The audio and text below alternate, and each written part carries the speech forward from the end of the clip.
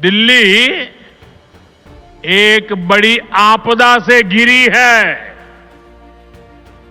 अन्ना हजारे जी को सामने करके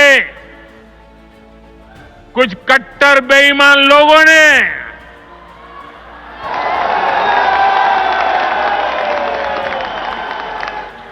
दिल्ली को आपदा में धकेल दिया। नमस्कार, मैं हूं विजय श्री और स्वागत है आपका सियासत नगरी में। शुक्रवार को प्रधानमंत्री नरेंद्र मोदी ने दिल्ली के अशोक विहार स्थित स्वाभिमान अपार्टमेंट में आयोजित एक कार्यक्रम के दौरान दिल्ली वासियों को बड़ी सौगात दी। इस कार्यक्रम में पीएम मोदी ने हाउसिंग फॉर ऑल के संकल्प के तहत झुग्गी बस्तियों में रहने वाले लोगों को फ्लैट की चाबियां सौंपी। यह परियोजना इन सीटू स्लम पुनर्वास की योजना के तहत चलाई जा रही है, जिससे गरीबों को अपने घर मिल रहे हैं। इस अवसर पर प्रधानमंत्री मोदी ने दिल्ली की आम आदमी पार्टी सरकार पर हमला करते हुए कहा कि दिल्ली पिछले 10 सालों से एक बड़ी आपदा से घिरी हुई है। उन्होंने आरोप लगाया कि अन्ना हजारे के आंदोलन को सामने लाकर कुछ बेईमान लोगों ने दिल्ली को आपदा में धकेल दिया। प्रधानमंत्री ने कहा, जिस समय मैं यहाँ खड़ा हूँ, हम भारत को एक बड़ा मैन्युफैक्चरिंग हब बनाने की ओर बढ़ रहे हैं। हम 2025 में एक सशक्त भूमिका निभाएंगे और भारत को तीसरी बड़ी अर्थव्यवस्था बनाएंगे।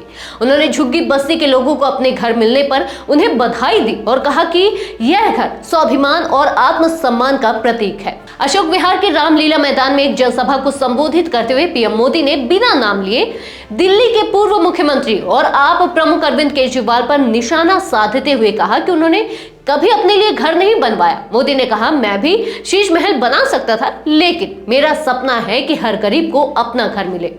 उन्होंने आगे कहा, जब आप दिल्ली में जाकर झुग्गी बस्तियों में रहने वाले लोगों से मिले तो उनसे वादा करें कि उन्हें एक दिन पक्का घर मिलेगा। पीएम ने यह भी कहा कि दिल्ली में ऐसे 3000 और घरों का निर्माण कार्य पूरा होने वाला है।